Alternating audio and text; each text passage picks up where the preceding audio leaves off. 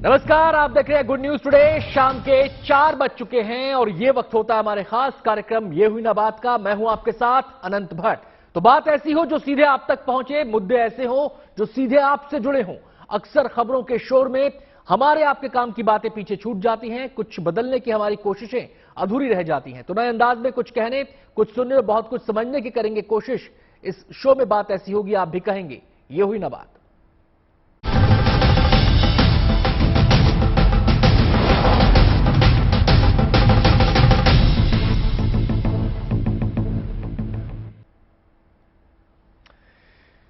साल 1972 से दुनिया पर्यावरण दिवस मना रही है। हर साल 5 जून की तारीख धरती की चिंताओं को समर्पित की जाती है। इस बार विश्व पर्यावरण दिवस की थीम है सॉल्यूशंस टू प्लास्टिक पोल्यूशन। जाहिर है इस बार चिंता के केंद्र में वो प्लास्टिक है जो जहर बनकर हमारी जिंदगी में उतर रही है। शहर शहर प्लास्टिक के पहाड़ खड़े हैं और माइक्रोप्लास्टिक हमारी रगों में घुलकर हमें बीमार बना रहा है। तो प्लास्टिक के इस असर को समझने की करेंगे कोशिश और अपने एक्सपर्ट से जानेंगे कि धरती को बचाने के लिए प्लास्टिक पर काबू पाने का क्या है उपाय।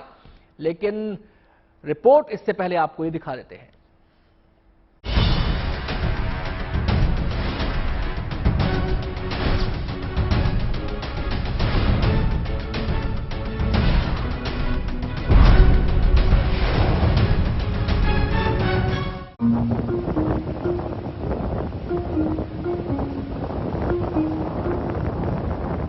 केवल 2320 प्लास्टिक की बोतलों से धरती की व्यथा बोल देने का यह हुनर भले ही नायाब हो, लेकिन इस कला के पीछे कलेजा चीर देने वाली कहानी है।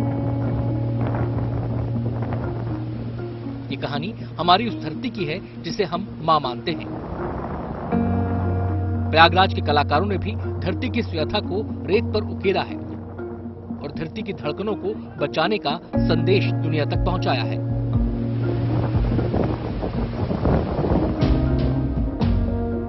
धरती और पर्यावरण की चिंता कोई नई नहीं है और धरती की फिक्र करने वालों के सवाल भी नए नहीं हैं। लेकिन विश्व पर्यावरण दिवस ने इन सवालों को फिर से हमारे सामने ला खड़ा किया है। सवाल ये है कि हम धरती के सब्र का इम्तिहान लेने पर उतारू क्यों हैं और आखिर क्यों हमने धरती के सुकून को प्लास्टिक जैसे जहर के हवाले कर दिया है।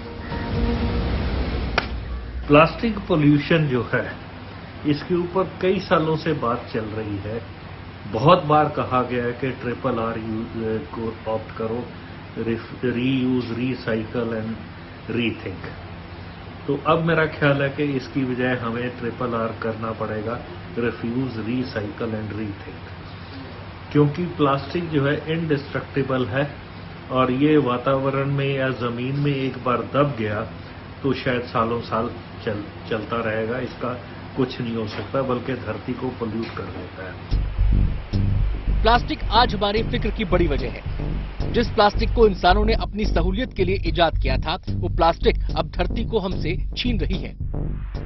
धरती के कलेजे तक उतर चुकी प्लास्टिक अब बीमारियों की वजह बनकर इंसानों तक पहुंच रही है।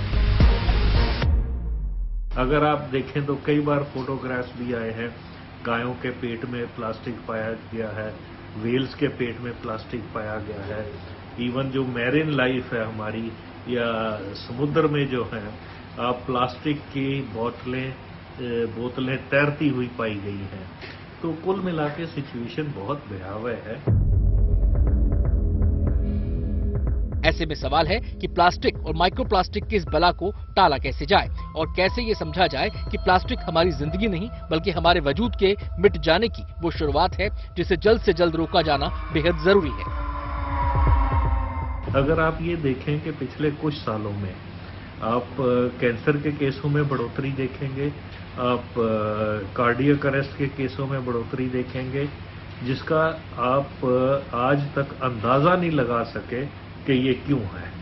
तो हमें प्लास्टिक का यूज जो है बड़े जुडिशियसली करना पड़ेगा और इसकी डिस्पोजल के लिए उतने ही कॉन्शियस होना पड़ेगा। लेकिन ये दोनों बातें एक दूसरे से जुड़ी हुई हैं। प्लास्टिक के विरुद्ध युद्ध की बुनियादी इस बार विश्व पर्यावरण दिवस का लक्ष्य है। कोशिश यही है कि पहले पर्यावरण से प्लास्टिक के खतरे को बचाया जाए और उसके बाद प्लास्टिक से होने वाली जानलेवा बीमारियों से इंसानों को बचाया जाए। ये लेटेस्ट रिसर्चेस इस बात के लिए पॉइंट आउट कर रहे हैं कि जो भी हम प्लास्टिक्स यूज कर रहे हैं उसमें से ना सिर्फ जैसे कि डब्बों में हम प्लास्टिक रख रहे हैं, खाना रख रहे हैं, तो उसमें से जा रहा है खाना के अंदर से प्लास्टिक हमारे शरीर के अंदर, बल्कि जो हम पानी पी रहे हैं, जैसे कि वॉशिंग मशीन्स का जो रेजिडुअल निकलता है, या फिर सीवेज प्लांट्स से जो कुछ रेजिड्यू निकलता है, उन सब में प्लास्टिक की मात्रा पाई जा रही है। जाहिर है धरती को हमने जो दिया है, धरती हमें वही लौटा रही है। आज माइक्रोप्लास्टिक ऐसा जिन्न बनकर सामने है जिसे बोतल में वापस लाना मुश्किल है, क्योंकि पर्यावरण में घुलकर यही माइक्रोप्लास्टिक तमाम बीमारियों की वजह बन रहा है। हमारी बॉडी के अंदर जाके ये ना सिर्फ हमारे लंग्स, हमारे गट या इंटेस्टाइन्स को इफेक्ट करता है, बल्कि हमारी ग्रोथ को, हमारे रिप्रोडक्शन को भी ये इफेक्ट करता है। पाया गया है कि बच्चों में लर्निंग डिफेक्ट्स पाए जा रहे हैं, मेमोरी डिफेक्ट्स पाए जा रहे हैं, इवन टेस्टोस्टेरोन लेवल्स को भी माइक्रोप्लास्टिक्स इफेक्ट कर रहे हैं, हमारी इम्यूनिटी को कम कर रहे हैं। सो रिप्रोडक्शन की अगर बात करें तो a lot of infertility cases are being seen now, उसमें भी कहीं ना कहीं प्लास्टिक्स का हाथ है। आज धरती की धड़कनों को सुनने का वक्त है। आज ये समझने का वक्त है कि कैसे धरती को प्लास्टिक के जहर से बचाया जाए, क्योंकि धरती हमारा आज भी है और हमारा कल भी है। ये धरती है तो हम हैं। Bureau report, good news today.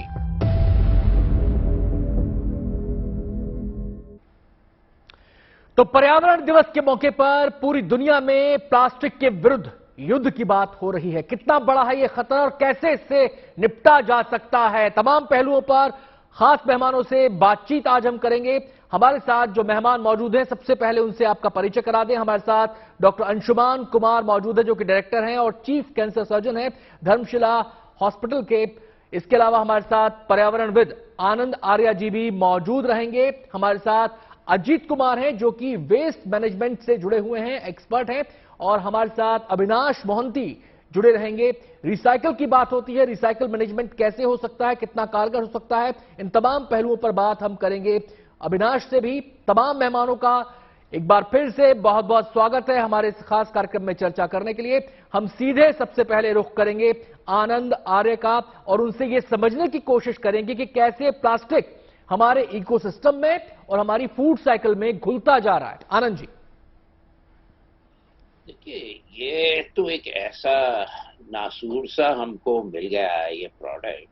जब शुरू हुआ था तो सबने वाह वाह करी थी कि क्या बढ़िया प्रोडक्ट है, पर इसके बारे में किसी ने कभी सोचा ही नहीं कि इसके इफेक्ट क्या होंगे, इसका इम्पैक्ट क्या होगा, मनुष्य की लाइफ पर क्या होगा, और जितने भी हमारे एनिमल्स हैं उनकी लाइफ पे क्या होगा।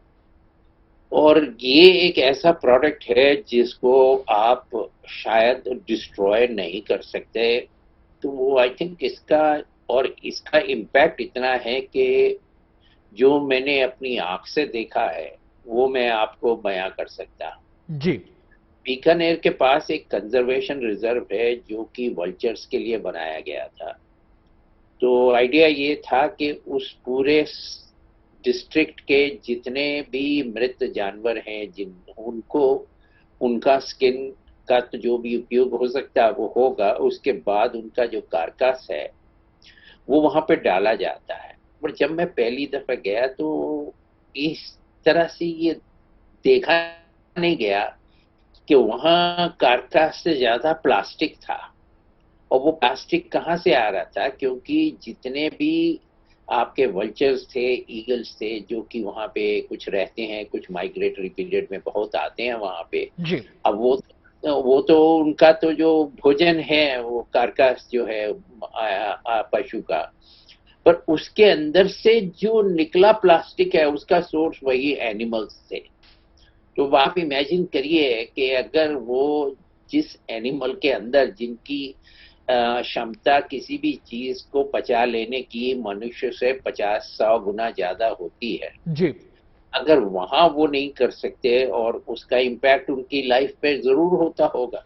जी। क्योंकि हम देख आनंद रहे जी, हैं प्लास्टिक के भी दो पहलू हैं। एक तो हार्ड प्लास्टिक, बड़े प्लास्टिक के रूप में हमारे सामने है, एक माइक्रो प्लास्टिक की बात आजकल हो रही है। अब माइक्रो प्लास्टिक के बारे में आपसे समझना चाह रहे हैं कि जो वो प्लास्टिक, जी, जो ये क्या, जी, अब जैसे आप पानी की बोतल यूज करते हैं, हम उसे कितना भी कह दें कि ये फूड ग्रेड है, ऐसा है वैसा है, पर अगर आप देखेंगे तो आप जिस समय माइक्रोस्कोप के अंदर खोल के देखेंगे उस पानी को जी, और उसका डीप एनालिसिस करेंगे तो आपको दिखेगा कि उसके अंदर माइक्रोफाइबर्स हैं। जी, वो माइक्रोफाइबर्स पे अभी कोई मेजर स्टडी मेरे हिसाब से अभी नहीं हुई है कि जिससे ये पता चले कि मनुष्य के जीवन पे या पशु के जीवन पे या जितनी भी वाइल्ड लाइफ है जी। उसके ऊपर कितना असर पड़ रहा है। मैं आता हूं आनंद जी आपके पास में सीधे। डॉक्टर अंशुमान जी का यहां पर रुख करना चाहूंगा। अंशुमान जी, आपने सुना आनंद जी को बता रहे हैं कि खतरा कितना बड़ा है। अब मैं आपसे सवाल यह करना चाहता हूं कि बात करें प्लास्टिक की और माइक्रो प्लास्टिक की, हमारी सेहत के लिए यह कितना खतरनाक है, कैसे ये हमारे मेटाबॉलिज्म को, कैसे ये हमारे पूरे नर्वस सिस्टम को प्रभावित करता है? जी, बिल्कुल ठीक बात है। देखिए, हार्ड प्लास्टिक जो आपने बात कही सभी को पता है कहाँ कहाँ दिखते हैं, उसमें कुछ खास बताने की जरूरत है। माइक्रो प्लास्टिक जो आपके आंखों से इनविजिबल है, जी, और यूएस में एक स्टडी हुई, उसके बाद न्यूयॉर्क टाइम्स ने इसको हेडलाइन बनाया था, human stomach has become ocean of microplastic. मतलब मनुष्य का पेट माइक्रोप्लास्टिक का समुद्र बन चुका है। 2017 की रिपोर्ट है और उसके बाद पब्लिश भी हुआ। उसके बाद ये जो माइक्रोफाइबर्स हैं, प्लास्टिक अगर दबा दें आप मिट्टी में तो माइक्रोप्लास्टिक गल जाए, मतलब पानी में डिसॉल्व हो, माइक्रोप्लास्टिक फाइबर रिलीज करेगा। जल जाए तो एयर में इसके थैलेट्स और बीएसए रिलीज होगा। अल्टीमेटली जब आप इनहेल करके या इंजेस्ट करके, मतलब खाने के साथ अंदर लेके चले जाते हैं, तो इंटेस्टिनल लाइनिंग होगी, इंडाइजेशन, मैल एब्जॉर्प्शन, मतलब खाना अंदर एब्जॉर्ब नहीं होगा, तो कुपोषण की शिकायत। उसके बाद ये केमिकल लीच करता है, जिसमें मेन केमिकल है बीएसए, बिस्फेनॉल ए। दूसरा केमिकल थैलेट्स, पी साइलेंट है, PTHALATES, थैलेट्स। जी, ये दोनों केमिकल इतने खतरनाक हैं कि एक तो कराता है थायराइड की प्रॉब्लम। अब जो दर्शक देख रहे होंगे सोच रहे हो महिलाओं में थायराइड की समस्या इतनी ज्यादा क्यों हो गई, क्यों हर महिलाएं थायराइड की गोली खा रही है। पुरुषों में बांझपन देख रहे हो, इनफर्टिलिटी क्लिनिक बढ़ते ही जा रहे हैं। और अगर 20 साल से अधिक का एक्सपोजर हो रहा है, जो कि आमतौर पे मान लेते हैं कि ह्यूमन का एक्सपोजर हो चुका है, जी, तो कैंसर की तादाद बढ़ गई। और खास करके ब्रेस्ट कैंसर महिलाओं में, बच्चेदानी का कैंसर पुरुषों में, स्टमक, प्रोस्टेट, कोलन का कैंसर। तो इतनी खतरनाक समस्याएं ये तो है ही हैं ह्यूमन लाइफ पे। और जी। पर्यावरण की जो समस्या है वो भी लौट के हमारी लाइफ पे आती है, जिसमें जल सैलाब से लेके सारी समस्याएं। तो अंशुमान जी, अल्टीमेटली यहाँ पे ये भी समझना है कि ये जो माइक्रो प्लास्टिक है, ये पीपुल एट लार्ज सबको समान रूप से प्रभावित कर रहा है, या इसको भी हम वर्गों में डिवाइड कर सकते हैं कि इस आयु वर्ग के लोगों पर ज्यादा प्रभाव है, इस पर कम है? कुछ स्टडीज ये भी कहती हैं कि महिलाएं ज्यादा प्रभावित हो रही हैं, उन पर ज्यादा असर देखा जा रहा है सेहत के लिहाज से। जी, देखिए, माइक्रोप्लास्टिक का ये है कि एटमॉस्फेयर में हैंगिंग प्लास्टिक है, वो आउटडोर एक्सपोजर जिनका है उनमें ज्यादा होगा माइक्रोप्लास्टिक एनलेशन, इसमें कोई दो मत नहीं है।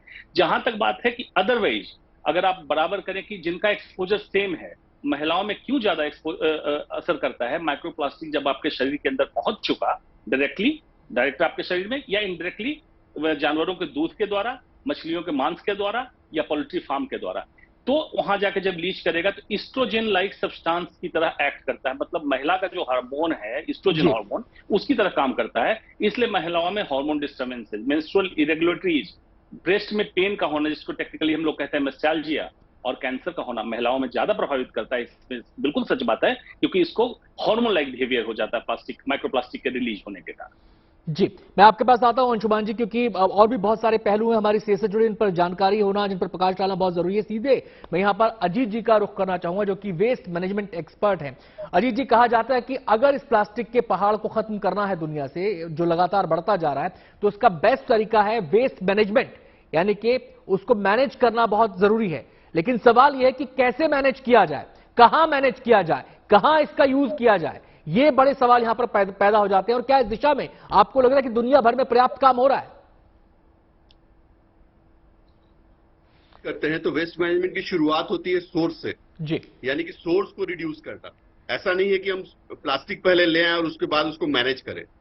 तो हमें प्लास्टिक प्रोडक्शन, प्लास्टिक यूज दोनों को कम करना पड़ेगा। कम क्या मतलब, प्रयास करना पड़ेगा कि हम उसको खत्म कर सकें। ऑफ कोर्स इमीडिएटली मतलब एक दिन में खत्म नहीं हो सकता, इसमें साल 10 साल, 5 साल, 20 साल, जो भी 30 साल लगेगा।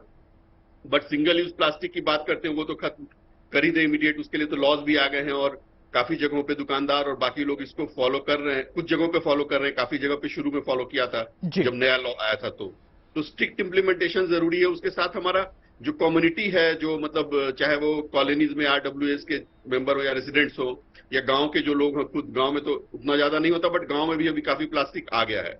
तो प्लास्टिक जैसे कुछ भी फंक्शन होता है गांव में भी, तो लोग क्या करते हैं, उसको जला देते हैं। जो प्लेट्स होते हैं थर्मोकॉल के या प्लास्टिक के, उसको जला देते हैं लोग, उससे बहुत पोल्यूशन होता है। तो इस तरह की चीजों को कैसे रिड्यूस किया जाए, अवेयरनेस एडवोकेसी तो जरूरी है, साथ में एक्शन भी जरूरी है।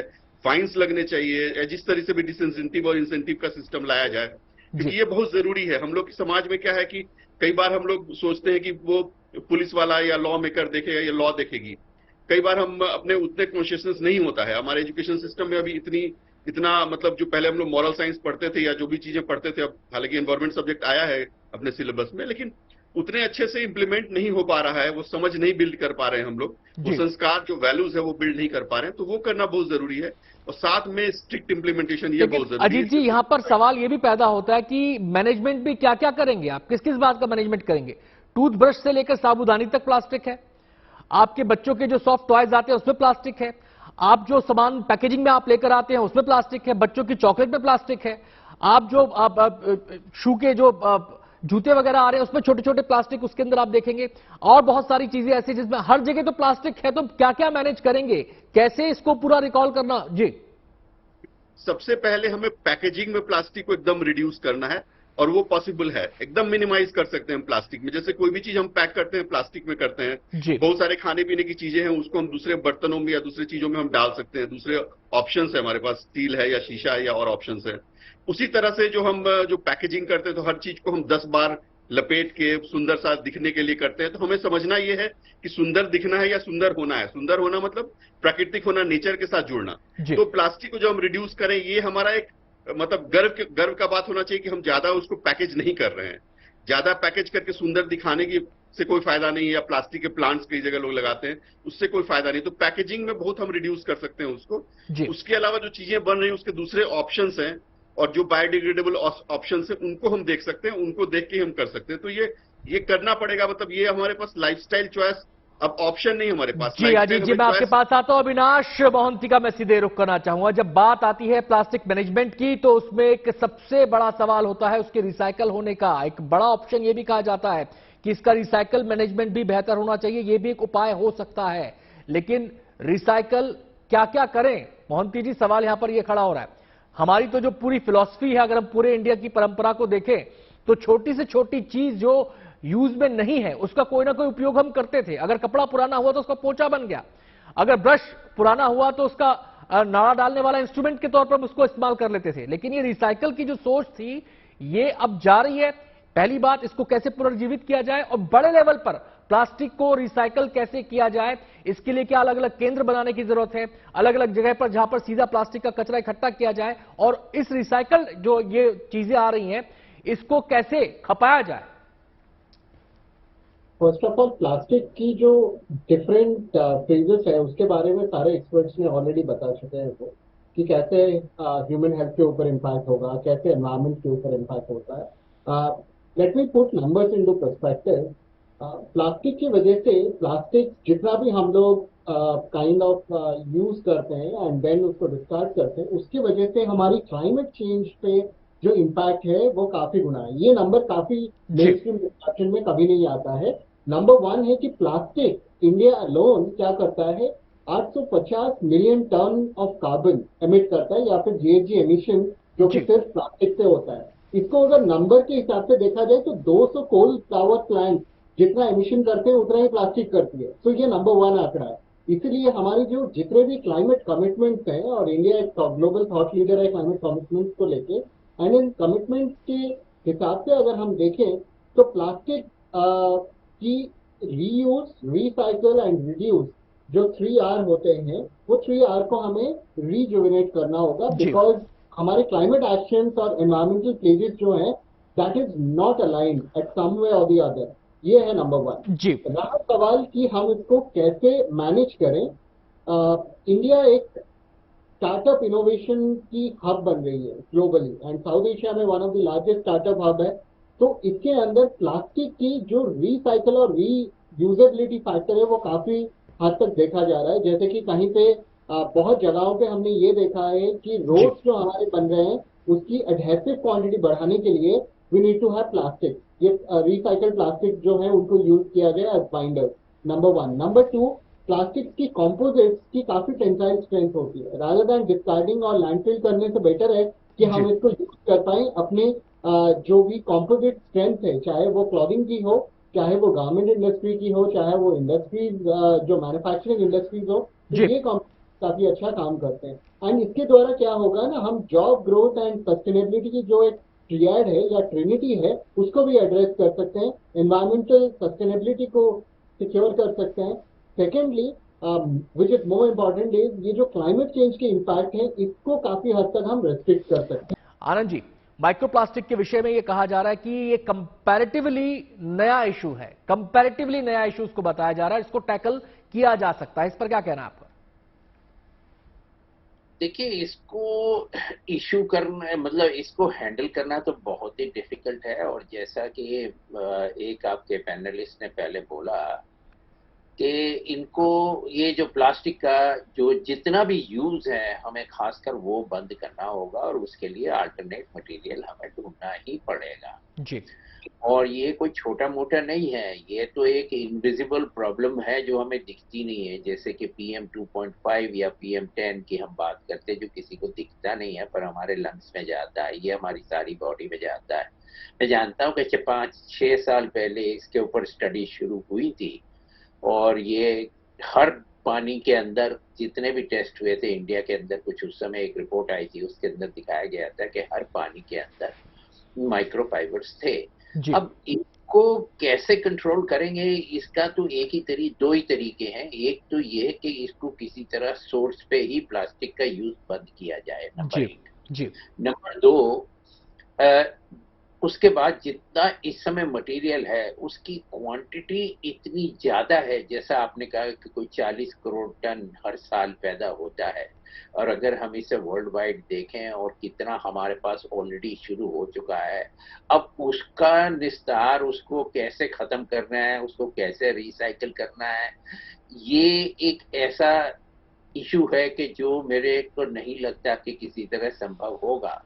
क्योंकि एक स्टडी थी कि पैसिफिक ओशन के अंदर ही 700 करोड़ टन प्लास्टिक मटेरियल है और वहां कुछ ऐसे एरिया हैं जहां पे समुद्र में आप किसी एक छोटे एरिया को छोड़ दीजिए, वेटलैंड को छोड़ दीजिए, लेक को छोड़ दीजिए या नदी को छोड़ दीजिए, पूरे ओशन के अंदर, समुद्र के अंदर ऐसी सतह है जहां पे आपको सिवाय प्लास्टिक के और कुछ दिखता ही नहीं। तो आनंद जी, क्या ये कहा जा सकता है कि चाहे वो समुद्र हो, चाहे वो जमीन हो, चाहे वो हमारा वायुमंडल हो, तीनों में प्लास्टिक का जहर घुल चुका है? बिल्कुल घुल चुका है और अभी इसका जो असली इम्पैक्ट है वो हमने शायद देखा नहीं है।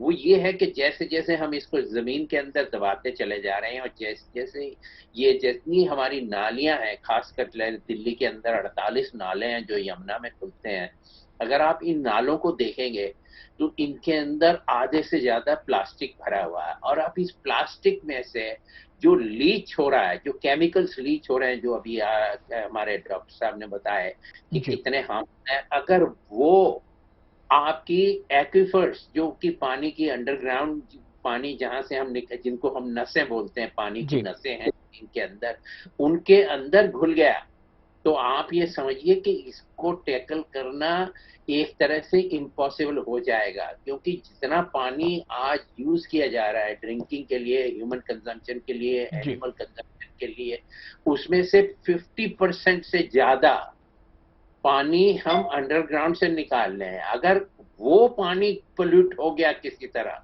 तो मुझे नहीं मालूम कि किसी साइंटिस्ट ने मेरे को इस सवाल का जवाब नहीं दिया कि किस तरह से आप एक्विफर्स को क्लीन कर पाएंगे। आनंद जी, मैं आपके पास लौटूं, मैं सीधे रुक करना चाहूंगा डॉक्टर अंशुमान का। डॉक्टर साहब, यहां पर यह भी कहा जा रहा है कि इस माइक्रोप्लास्टिक के खतरे को लेकर कि ये इतना घातक है कि ये हमारी डीएनए संरचना तक को प्रभावित करने की ताकत रखता है, चाहे बात समुद्री जीवों की हो, चाहे बात ह्यूमन बीइंग्स की हो। क्या ये इतना खतरनाक हो चुका है या इतना खतरनाक है? बिल्कुल ठीक बात है। देखिए, हार्ड प्लास्टिक की जो बात आपने कही, और आनंद जी बिल्कुल सही बताया, जब तक आप सोर्स को खत्म नहीं करेंगे तो माइक्रोप्लास्टिक तो बनता रहेगा। सिर्फ माइक्रोप्लास्टिक कैसे खत्म कर सकते हैं? जी। माइक्रोप्लास्टिक का मतलब ही हुआ इनविजिबल पार्टिकल। इनविजिबल पार्टिकल जब आपके इंटेस्टाइन में पहुंचा तो इंटेस्टाइन की विलाई, जो उंगलियों जैसी छोटी माइक्रोस्कोपिक स्ट्रक्चर होती है जहां से खाना हमारा एब्जॉर्ब होता है, उसको ब्लॉक कर दिया, इंडाइजेशन। वहां से अंदर चला गया आपके सर्कुलेशन में, वहां जाके डीएनए पे असर किया, दूसरा हार्मोन पे असर किया, हार्मोन इनडायरेक्टली फिर डीएनए को डैमेज किया। और जब बच्चा माँ के गर्भ में पल रहा होता है तो प्लेसेंटा के थ्रू माँ के गर्भ से बच्चे में यही केमिकल पहुंचता है, और इनबॉर्न बच्चा, उसको कहते हैं फर्स्ट हिट हाइपोथेसिस। जब बच्चा गर्भ में है उस पे जब केमिकल का हिट हुआ, यही बच्चा जब पैदा होता है तो देखते हैं बच्चों में भी कैंसर बढ़ा। सेकेंड हिट हाइपोथेसिस, जैसे उसको एक्सपोजर मिला, हिट कर दिया। तो मतलब आपने पूरी चेन डाल दी है, जी। कहां कहां हिट करे, गर्भ से लेके गर्भ तक हर जगह आपने प्लास्टिक पहुंचाया। और इंसान, अगर मैं कहूं कि all atmosphere, lithosphere, hydrosphere all enclosed इन प्लास्टिक बैलून, तो बहुत अतिशक्ति नहीं होगी इसमें। हम बिल्कुल घातक स्थिति में पहुंचे हैं, रोकना जरूरी है। अगर रोकना चाहे तो 3 स्तर पर रोक सकते हैं, व्यक्तिगत, सामुदायिक और नीतिगत स्तर पे। तीनों पे करना होगा। व्यक्तिगत स्तर पे आज चालू करेंगे, आपको फायदा होगा। दूसरा, आपकी आने वाली पीढ़ी की 450 साल से 1200 साल समय लगेगा डिग्रेड होने में, जो अभी लेकिन है। क्या और इंडिविजुअल एफर्ट से इसको रोका जा सकता है? मैं अपनी ही बात करूं या मैं आपकी ही बात करूं कि आप अपने घर में इसे कैसे रोक सकते हैं? एक इंडिविजुअल एफर्ट क्या हो? भाई, आप टूथब्रश, सुबह उठ के टूथब्रश इस्तेमाल करते हैं, वो हमारे जीवन का हिस्सा बन चुका है। हम जिस साबुन से नहा रहे हैं वो हमारे जीवन का हिस्सा बन चुका है। जिस साबुन को हम साबुनदानी में रख रहे हैं वो प्लास्टिक की है, वो हमारे जीवन का हिस्सा बन चुका है। जिस पानी को हम क्लींजिंग के लिए इस्तेमाल करते हैं वो प्लास्टिक की बोतल में है, वो हमारे जीवन का हिस्सा बन चुका है। जिस खाने को हम खाते हैं वो पैक होकर प्लास्टिक के डिब्बे में आ रहा है, वो हमारे जीवन का हिस्सा बन चुका है। तो एक इंडिविजुअल स्तर पर शुरुआत कैसे की जाए और फिर सामुदायिक स्तर पर? जी, बहुत बढ़िया। देखिए, व्यक्तिगत स्तर पे जो दर्शक देख रहे हैं, अभी जाए अपने किचन में, एक सरसरी निगाह से देखें, फ्रिज से लेकर हर जगह उनका प्लास्टिक है। और इमेजिन करें कि उसको आप मेटल या ग्लास की बोतल से रिप्लेस कर सकते हैं इनर्ट मटेरियल के। गर्म करने के लिए माइक्रोवेव का इस्तेमाल बंद करें, फ्लेम बर्निंग चालू करें। अपने बैग में एक छोटा ग्लास लेकर चले, चाय, जूस, पानी जो भी ऑफिस में पिए, इस पे पिए। प्लास्टिक सेलोफेन से रैप खाना जब आता है आपके सर्व करने, मना कर दें। आप छोटी प्लेट लें, कहें खाना मेरा इसमें ला के दो, फिर धो के आप रख लें। कंजम्पशन कम हो गया, आपका अपना सामान है, अपना बर्तन है, उसमें खाना खाएं। सामुदायिक स्तर, आपका ऑफिस है, ऑर्गेनाइजेशन में प्लास्टिक की बोतल बंद, प्लास्टिक का कप बंद, प्लास्टिक का चीनी मिलाने के लिए चाय में स्ट्रॉ इस्तेमाल करते हैं, बंद। नीतिगत स्तर पे जो आपने बात कही, टूथपेस्ट, ब्रश, शैम्पू सब प्लास्टिक के डब्बे में है। जब आप दूसरा खरीदने जाएं तो ये पॉलिसी बननी चाहिए कि कंपनी उसको दुकान वाला वापस ले, आपको मोटिवेशन के तहत 50 रुपए, 100 रुपए, जो भी जिसका हो, वो नए वाले पैकेट पे डिस्काउंट मिले और ये चला जाए रिसाइकिल, और ये सारी बोतलें रिसाइक्लेबल प्लास्टिक हो जाए। नीतिगत स्तर पे ये जरूरी है। और एट द सेम टाइम हमारे एक्सपर्ट बैठे हुए, वो बाकी कैसे रिसाइकिल करेंगे उस पर काम चालू हो। अंशुमान जी, आपने ये तो बात बताया कि उपाय क्या कर सकते हैं इंडिविजुअल स्तर पर, सामुदायिक स्तर पर और नीतिगत स्तर पर, लेकिन ये है कि मान लीजिए इस प्लास्टिक के कारण हमारे शरीर को कोई हानि हुई, कोई हानि हो रही है, तो उसको कैसे डाउनसाइज किया जाए, उसका सामना कैसे किया जाए? बहुत अच्छा। अब देखिए, एक्सपोजर सबका हुआ है। मेनली क्या होता है, hormone derangement and oxidative radical, दो चीजें होती है प्लास्टिक के इंपैक्ट जो शरीर पे होता है। तो हार्मोन डिरेंजमेंट के लिए आप एक्स्ट्रा हार्मोन पिल्स ना लें, कोई भी हार्मोन को बॉडी पे ना दें। दूसरा, ऑक्सीडेटिव रेडिकल काम कर एंटीऑक्सीडेंट्स। एंटीऑक्सीडेंट्स आपके ग्रीन लीफी वेजिटेबल फ्रूट्स में है। एडिशनल मैं उनको बताता हूं, जो सप्लीमेंट ले, ग्लूटाथियोन, Q10 और मल्टीविटामिन और एंटीऑक्सीडेंट, इसके प्रिपरेशन अवेलेबल हैं। आपके प्लास्टिक के बैड इंपैक्ट को शरीर पे ये कम करेगा, ये प्रूवन स्टडी आ चुकी। चलिए, मैं आता हूं अंशुमान जी, मैं सीधे अविनाश जी का रुख करना चाहूंगा। रिसाइकल मैनेजमेंट की बात बहुत होती है प्लास्टिक के संदर्भ में, लेकिन अविनाश जी, मेरा सवाल ये, 40 करोड़ टन प्लास्टिक हर साल पैदा होता है दुनिया भर में। हम आपसे समझना ये चाहते हैं, क्योंकि रिसाइकल मैनेजमेंट के बारे में अगर जानना है तो यह समझना जरूरी है कि इसमें से कितना % ऐसा है जो रीयूजेबल है, और वो जो रीयूजेबल है उसमें से कितना % ऐसा है जिसको हम रिसाइकल कर सकते हैं। प्लास्टिक का जो अपॉर्चुनिटी है वो है कि ऑलमोस्ट 87 to 90% प्लास्टिक रीयूजेबल हो सकता है इन डिफरेंट फॉर्मेट, राइट। तो ये एक बड़ा इंपॉर्टेंट फैक्टर है। एंड आज के डेट में आपने जैसे बताया कि प्लास्टिक का पार्ट ऑफ आवर लाइफ, उसी तरीके से प्लास्टिक का कोई ऑल्टरनेटिव भी नहीं है, एंड इस ऑल्टरनेटिव नहीं होने के पीछे हम इसको रिसाइकल के जो मीडियम्स है उसको हमें देखना होगा। और रिसाइकल के मीडियम्स को अगर हमें डिवाइड करना होगा 3 कैटेगरीज में, प्राइमरी, सेकेंडरी एंड टर्शियरी।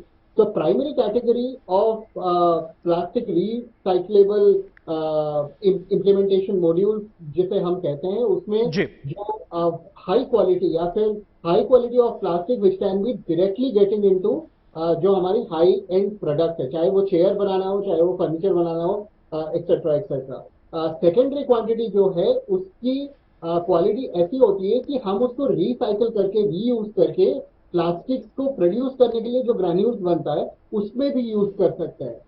तो ये जो क्वालिटी होती है ये ग्रेड डी ऑफ प्लास्टिक्स होती है। देन थर्ड इज कुछ आइटम्स ऑफ प्रोडक्ट लाइन्स हैं जिनके ऊपर हम प्लास्टिक को एज ए कॉम्पोजिट सब्सटेंस की बात भी होती है अविनाश जी। यहाँ पर कहा जाता है कि अगर पीईटी करके कोई मटेरियल होता है उसका प्लास्टिक बने, उसका कोई वो चीज बने तो वो रिसाइकल ज्यादा वो रहता है, उसका रिसाइकल करने में आसानी रहती है, ऐसा भी कुछ है क्या?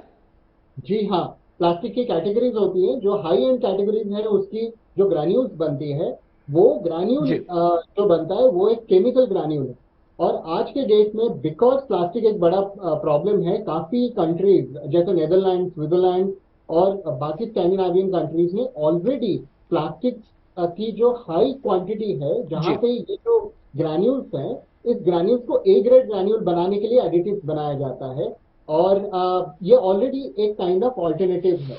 लेकिन रादर दैन जितना हमने वेस्ट करना था, जितना हमें डिग्रेड करना था, वो ऑलरेडी हमने कर लिया है। चलिए मैं अजीत कैसे हम इस जो सोर्स है उस सोर्स में हम यूज करना कम करें और उसकी ऑल्टरनेटिव जो नेचुरल ऑल्टरनेटिव है उसकी तरफ हम देखें। अजीत जी का मैं रुख करना चाहूंगा। अजीत जी, अक्सर कहा जाता है बैक टू बेसिक्स, और हमारा बैक टू बेसिक्स क्या होगा? मिट्टी के बर्तन में खाते थे, मिट्टी के बर्तन में पकाते थे, चीजों का कुछ ऐसा सिस्टम बनाते थे कि रिसाइकल हो जाए, रीयूज हो जाए।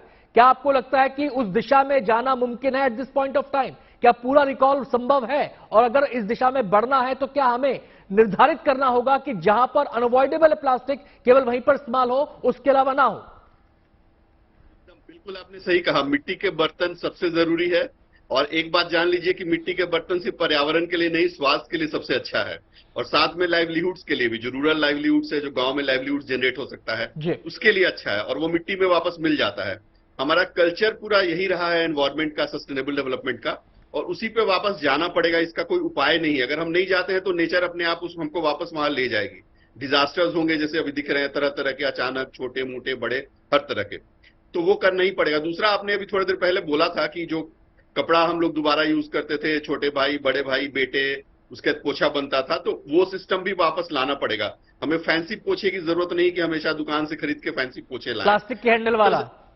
हाँ बिल्कुल, उस तरह की चीजों को जो है ना, और हम सारा सिस्टम तो हमारा था, प्लास्टिक तो था ही नहीं हमारे जीवन में 50 साल, 60 साल, 70 साल पहले, तो क्यों नहीं हम वैसा जीवन वापस ला सकते हैं। और हमें लाइफस्टाइल को थोड़ा कंट्रोल, हमें थोड़ा फैशनेबल ये बनाना पड़ेगा कि हम इको फ्रेंडली हैं, वो फैशनेबल है। हम मिट्टी के बर्तन में खाते हैं, वो फैशनेबल है। हम जमीन पे बैठ के खाते हैं, वो फैशनेबल है, वो हेल्थ के लिए भी अच्छा है। और सारी चीजें देखिए रिलेटेड होती है। मतलब आप बहुत बहुत शुक्रिया अजीत जी। समस्या बड़ी है और समाधान सबको मिलकर निकालना होगा। इसमें व्यक्तिगत एफर्ट की भी जरूरत है, सामाजिक एफर्ट की भी जरूरत है, और नीतिगत स्तर पर भी इस दिशा में ठोस कदम उठाने की जरूरत है। तमाम मेहमानों का बहुत बहुत शुक्रिया हमारे साथ इस चर्चा में शामिल होने के लिए।